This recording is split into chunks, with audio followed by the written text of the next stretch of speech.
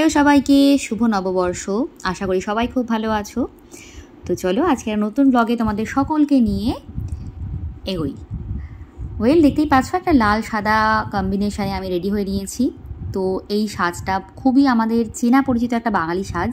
আমরা কিন্তু যে কোনো শুভ অনুষ্ঠান, যে কোনো পারিবারিক অনুষ্ঠান, পুজো, বিজয়া, মানে এই ধরনের কমন প্রত্যেকটা অনুষ্ঠানে কিন্তু এই ধরনের সাজ রাখি, মানে এই কালার কম্বিনেশনটা কিন্তু আমাদের থাকে। তো এটা ছিল আমার পয়লা বৈশাখের সেলিব্রেশনের সাজ। 15ই এপ্রিল তো পয়লা বৈশাখ ছিল, বাট সেই দিন আমাদের স্কুলে সেলিব্রেশন হয়নি, কারণ সেই দিনটা ছুটি থাকে। সো বেসিক্যালি তার আগে যে দিনটাতে লাস্ট স্কুল হয়েছে সেই দিনটাতে কিন্তু আমরা সেলিব্রেট করেছি। তো বাচ্চারা ভীষণ এফার্ট দিয়েছে, খুব কম সময়ের মধ্যেই ওরা প্রচুর কিছু হাতে বানিয়েছে, পুরো স্কুলটাকেই সাজিয়েছে। আর এই দিনে, সেম দিনে B.R. আম্বেদকরের জন্মদিনের উপলক্ষেও আমরা কিন্তু কিছু ছোট ছোট অনুষ্ঠান রেখেছিলাম। সেটা প্রেয়ারের সময় হয়ে গিয়েছিল। তো আফটার প্রেয়ার যেরকম আমাদের স্কুল হয় ঠিক সেরকমই হয়েছে। দেন আমরা 3টে পিরিয়ড পার করে শুরু করেছিলাম আমাদের পয়লা বৈশাখের অনুষ্ঠান। তো প্রথমেই ছিল একটা স্পিচ এই দিনটা উপলক্ষে। এই দিনে আমরা সবাই নতুন পোশাক পরি। এসো হে বৈশাখ গানটি খুব জনপ্রিয় এবং এই গানটি বিভিন্ন জায়গায় এই গান গাওয়া হয়। মঙ্গল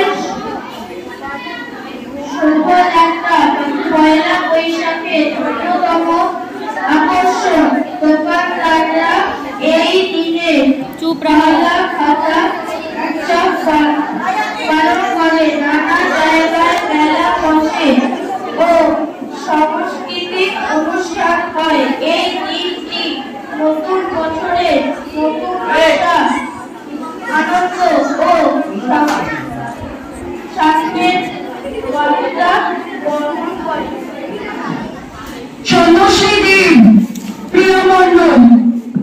এরপরের আমাদের অনুষ্ঠান ছিল একটা ডান্স প্রোগ্রাম।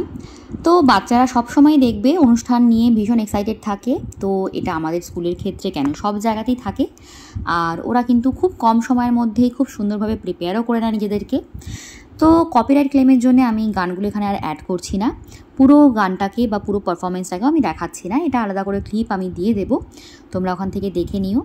তো এরা যারা আছে এরা প্রত্যেকেই খুব ভালো পারফরমেন্স করে। এরকমও অনেকে আছে যারা হয়তো নাচ শেখেও না আলাদাভাবে, কিন্তু স্কুলের অনুষ্ঠানে ওরা কিন্তু অংশও নেয় এবং খুব ভালোভাবে সেটাকে সেলিব্রেটও করে। তো দেখতেই পাচ্ছ ওরাও কিন্তু একটা পয়লা বৈশাখের সাজেই আছে। আর বাচ্চারা তো ভীষণ এক্সাইটেড ছিলই, ওরাও খুব উৎসাহিত করছিল সবাইকেই। ওকে, এরপরে ছিল দুজনের একটা পারফরমেন্স। তো এরাও খুব ভালো ডান্স করে এবং আমি দেখছি ওরা খুব ছোট থেকেই কিন্তু দেখে নাও।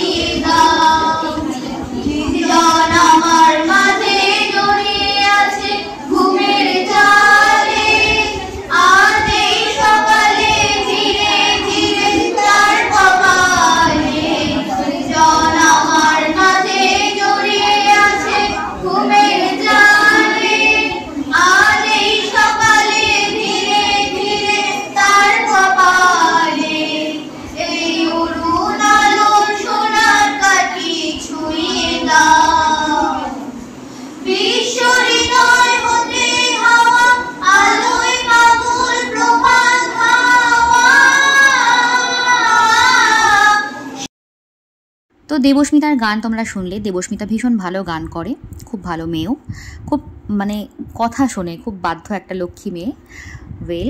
বাচ্চারা সবাই ভালো, বাচ্চারা কেউই খারাপ না, কিন্তু তার মধ্যেও থাকে কিছু বাচ্চা খুব ভালো হয় যারা অনেক বেশি অ্যাটেন্টিভ হয়। তো এরপর ছিল দেখে নাও।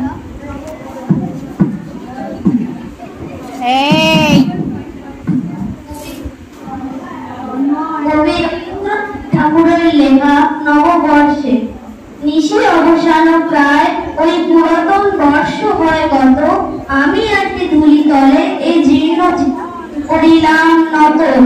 বন্ধু হও শত্রু হও যেখানে যে কেউ রও, ক্ষমা করো আজ সাথে পুরাতন অপরাধ যত। নমস্কার। ওয়েল, যে কোনো অনুষ্ঠানেই কিন্তু নাচের অনুষ্ঠান একটু বেশিই থাকে, আর আমাদের স্কুলের কেন এটা আমি অনেক জায়গাতেই দেখেছি।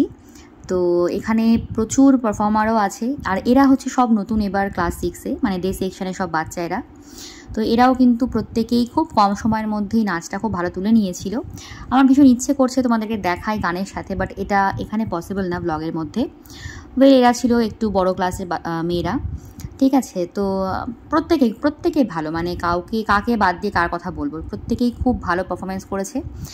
আর এই দুজনা তো ভীষণভাবেই ট্রেন্ড ডান্সার্স, ওরা ভীষণ ভালো ডান্সও করে আর খুব ভালো পারফরমেন্সও করে। ওরা কিন্তু স্কুলের প্রত্যেকটা অনুষ্ঠানে ওদের বেস্টটা দেয়, ঠিক আছে।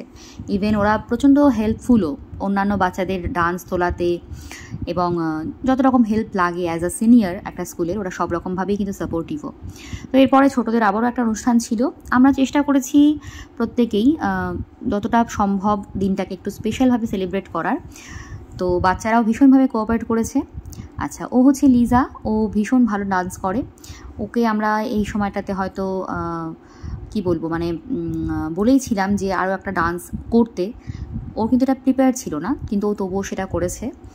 তারপরে ও আবারও ওর যে পার্টনার, ওর সাথে আর একটা দারুণ ডান্সের একটা পারফরমেন্সও দিয়েছে। তো এইভাবেই আজকের প্রোগ্রামের দিনটা শেষ হলো। আর যেমনটা হয় প্রত্যেক দিনই আমাদের স্কুলের শেষে কিছুটা কাজ থাকে, যেটা আমরা লাস্টে বসে সবাই মিলে এক জায়গায় করে নিই।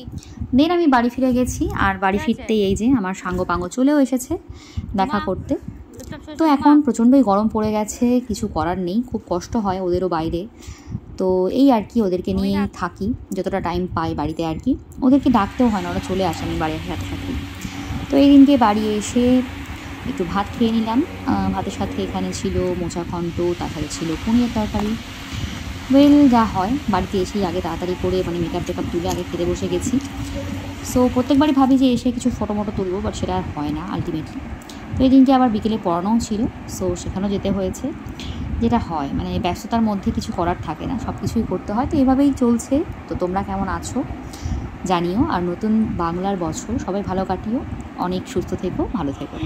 তো চলো দেখা হবে পরের ভিডিওতে, আজকের জন্য এখানেই থাকো।